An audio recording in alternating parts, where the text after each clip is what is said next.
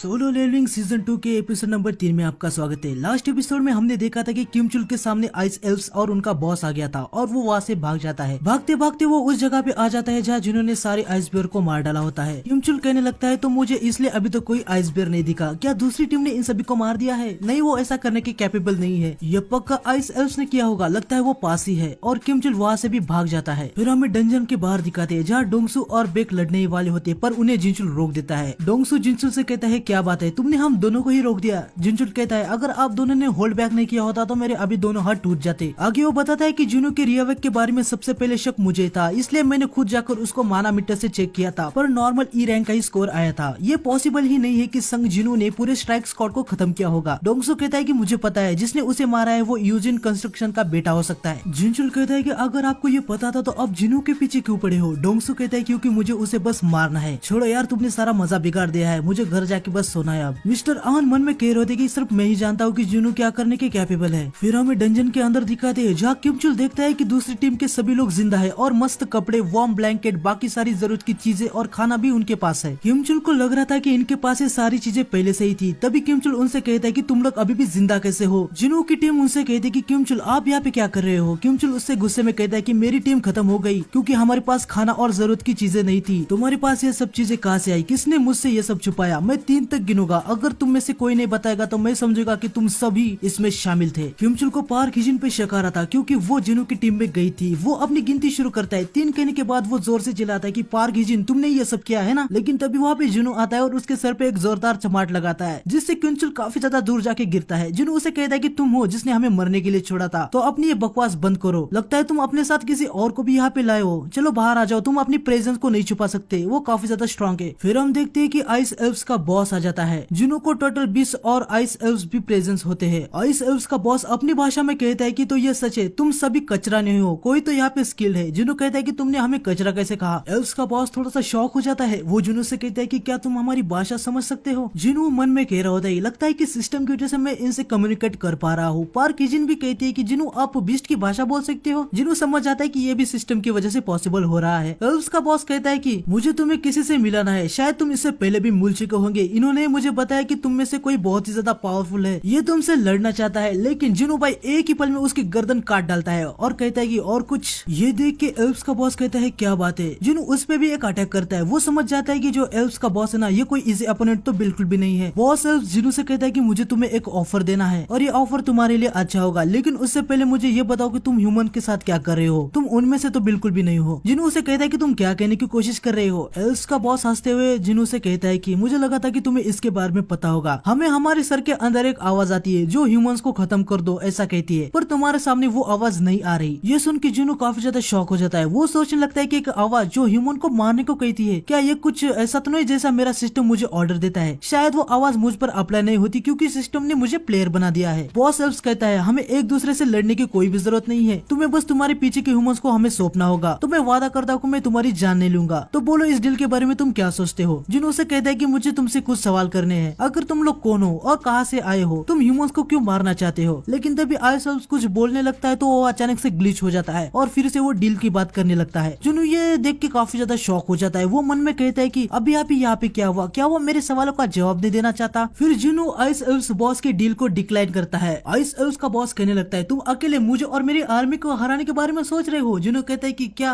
मैं? और वो अपनी शैडोज को समन करता है। सभी के सभी हंटर शैडोज को देख के काफी ज्यादा ही शॉक हो रहे होते हैं। उनको कुछ समझ नहीं आ रहा होता है कि ये क्या है। उनको लग रहा होता है कि क्या ये सब जिनू कर रहा है। आइस एल्व्स फिर भी हंस रहा होता है और इनकी फाइट स्टार्ट हो जाती है। बाकी सारे हंटर पीछे चले जाते हैं। वो समझ जाते हैं कि वो यहाँ पे अभी कुछ नहीं कर सकते। जिनू कहता है कि मेरे पास भले ही सेना ज्यादा है लेकिन मेरे पास इतना माना नहीं है कि मैं इन्हें मैदान में ज्यादा देर तक टिका पाऊंगा। माना कि वो इमोर्टल है पर अगर बार बार वो डिस्ट्रॉय होंगे तो उनका नंबर भी कम हो जाएगा। जिनू ने इनके लेवल को भी अप किया था लेकिन उनके लिए इनका बॉस प्रॉब्लम है क्योंकि जिनू महसूस कर रहा था कि वो एल्फ बॉस उससे हायर लेवल का है। जिनू कहता है कि इग्रिस के साथ भी इसे हराना मुश्किल होगा। जिनू समझ जाता है कि उसे और भी स्ट्रॉन्ग शैडो चाहिए और ऐसा कहते हुए वो किमचुल को देख रहा होता है। तो समझ जाओ आगे क्या होने वाला है। फिर आइस एल्व्स कहता है कि मेरा नाम बरुका है, तुम्हारा नाम क्या है? जिनू कहता है कि मेरा नाम संग जिनू है। जिनू किमचुल के स्वॉर्ड पे पैर रखता है और काफी स्पीड से बरुका की तरफ डैश करता है और ऐसा करते समय वो किमचुल के स्वॉर्ड को उसके पास पहुंचा देता है। जिनू बरुका पर काफी अटैक करता है पर कुछ भी फर्क नहीं पड़ रहा होता। बरुका उसे किक मारता है और जिनू उससे पीछे धकेला जाता है। बरुका जिनू से कहता है कि मुझे तो याद भी नहीं कि लास्ट टाइम मैं कब इतना एक्साइटेड हुआ था। था। तभी जुनू के मेज शाडो बोरुका के ऊपर फ्लेम से हमला करते हैं। जुनू कहता है कि मैं टाइम निकल के मेरे मेजेस से थैंक्स कहूंगा और हम देखते हैं कि किमचुल भी जाग जाता है और उसे याद आता है कि उसको जिनू ने ही मारा था। वो अपनी पास पड़ी हुई स्वॉर्ड को उठाता है और कहता है कि मैं उसे मार दूंगा। फिर हम देखते हैं कि मेज ने काफी तगड़ा फ्लेम का अटैक किया होता है, लेकिन जिनू को पता है कि इतने से कुछ भी नहीं होने वाला और वो बोरुका से कहता है कि चलो बाहर आ जाओ। बोरुका जिनू पे काफी तेजी से अटैक करने आ रहा होता है। तभी किमचुल भी पीछे से जिनू पे हमला करने आया था, लेकिन जिनू इग्रिस को बुला के किमचुल को खत्म कर देता है। किमचुल जिनू से कहता है कि तुमने मुझे शुरुआत से ही आते हुए देखा था ना। बोरुका कहता है कि ये तो काफी मजेदार है, लेकिन इससे तुम्हारा फेट नहीं बदलने वाला। लेकिन तभी जिनू कहता है कि अराइज, और हम देखते हैं कि किमचुल की भी शैडो आ जाती है। वो काफी ज्यादा बड़ी होती है। जिनू उसका नाम आयरन रखता है। बोरुका जिनू पे अटैक कर देता है। वो उसे कहता है कि ऐसे डिस्ट्रैक्ट मत हो जाओ। जिनू कहता है कि बिल्कुल भी नहीं। हम देखते हैं कि आयरन ने शाउट ऑफ प्रोवोकेशन स्किल का यूज करता है, जिसकी वजह से जिनू के आसपास एक एनर्जी का शील्ड आ जाता है और इसकी वजह से बोरुका का अटैक जिनू पे लैंड ही नहीं होता। बोरुका जिनू से कहता है कि लगता है तुम्हारा एक और साथी आ गया। आयरन अपनी शील्ड से बोरुका को पीछे ढकल देता है। बोरुका हंसते हुए जिनू से कहता है कि ऐसे अटैक से तुम मुझे कभी भी नहीं हरा सकते। जिनू कहता है तो ऐसी बात है, और वो अपने 2 और बियर शैडोज को भी समन करता है और बोरुका का कहता है तो अब चलेगा ना तुम्हें। दूसरी तरफ सोंगी हिजिन दोनों जिनू की फाइट देख के हद से ज्यादा शौक हो रहे थे। वो कह रहे थे कि उन्होंने आज तक ऐसी फाइट कभी भी नहीं देखी और अब बोरुका की हालत भी खराब हो रही थी। जिनू पीछे से अटैक करके बोरुका पे पैरालाइज और ब्लीड्स का इफेक्ट लगा देता है। जिनू भी थोड़ा सा शौक रहता है, क्योंकि इतना कुछ करने के बाद भी बोरुका ने अपने वाइटल पॉइंट को बचा लिया होता है। बोरुका का रेजिस्टेंस बहुत ही ज्यादा हाई होने के कारण उस पे लगे हुए इफेक्ट कैंसिल हो जाते हैं। वो जिनू से कहता है कि तुम बस कचरा हो। जिनू से कहता है कि मेरे बेटे ये कंप्लेन करने का टाइम नहीं है, जरा अपने आसपास तो देखो। और हम देखते हैं कि भाई बोरुका को शैडोज ने चारों तरफ से घेर रखा है। बोरुका जिनू से कहता है कि मुझे तुमको ठिकाने लगाना होगा, तो ये तुम्हारे साथ ही अपने आप ही गायब हो जाएंगे। जिनू एक छलांग लगाते हुए बोरुका पे अटैक करने जा रहा होता है, साथ ही वो अपने ड्रैगर को फेंक देता है। बोरुका हंसते हुए उसे कहता है कि तुम कितने बेवकूफ हो, अपना हथियार फेंक रहे हो। लेकिन जिनू कॉम्रेड टेस्ट से अपने ड्रैगर को अपने पास बुला लेता है। ये देख के बोरुका काफी ज्यादा ही शॉक हो जाता है। जिनू उसके हाथ में काफी ज्यादा तगड़ा वार कर देता है। तभी पीछे से आयरन भी बोरुका को पकड़ लेता है और सारे मेज शैडोज बोरुका पे एक बहुत बड़ा एक्सप्लोजन कर देते हैं। लेकिन बोरुका गुस्से में आ जाता है। वो कहता है कि मैं तुम सबको मार दूंगा। तभी हम देखते हैं कि बोरुका के राइट साइड पे एक कट लग जाता है, जो कि जिनू ने ही किया होता है अपनी इनविजिबल पावर का यूज करके। जिनू बोरुका से कहता है कि लगता है ये सब खत्म हो गया। बोरुका कहता है तुम्हें क्या लगता है मैं इतनी जल्दी हार मान जाऊंगा? मैं अभी भी खत्म नहीं हुआ। लेकिन तभी आयरन पीछे से अपनी स्वॉर्ड से अटैक कर देता है और बोरुका खत्म हो जाता है। जिनू का लेवल भी अप हो जाता है। वो कहता है कि मैंने कहा था ना ये खत्म हो गया, लेकिन आयरन बार बार बोरुका पे अटैक कर ही रहा होता है। जिनू से कहता है कि बस हो गया। जिनू मन में कहता है कि अभी भी स्टूपिड है, आगे जाके मुझे काफी ज्यादा परेशान करने वाला है। यहाँ पे हमें एक काफी अच्छा मोमेंट दिखा दे, जहाँ इग्रिस भी आयरन को देख के उससे मुंह मोड़ लेता है। लेकिन जो बाकी वाले मेज वाले शैडोज होते हैं ना, वो आयरन के साथ विक्ट्री सेलिब्रेट करते हैं। जिनू बाकी हंटर से कहता है कि चलो अभी हमें यहाँ से जाना होगा। जिनू ने डंजन की बॉस को हराया था तो गेट भी आ जाता है, जिससे सभी लोग काफी ज्यादा खुश हो जाते हैं। जिनू बोरुका के पास जाता है और उसे कहने लगता है कि अब मैं इसका क्या करूँ। तो आज के एपिसोड में बस इतना ही। तो चैनल को सब्सक्राइब कीजिए और प्यारा सा कुछ भी कमेंट कर दीजिए यार कि आपको वीडियो कैसा लग रहा है। तो मिलते हैं नेक्स्ट वीडियो में। सायोनारा।